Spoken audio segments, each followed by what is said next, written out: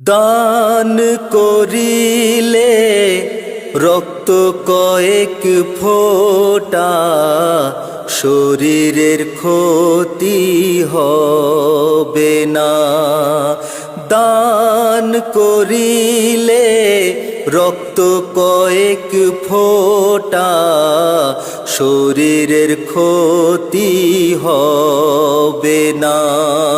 মুমূর্ষ রোগী এই রক্তের তরে অকালে ঝরে পড়বে না। মুমূর্ষ রোগী এই রক্তের তরে অকালে ঝরে পড়বে না। শোনো গো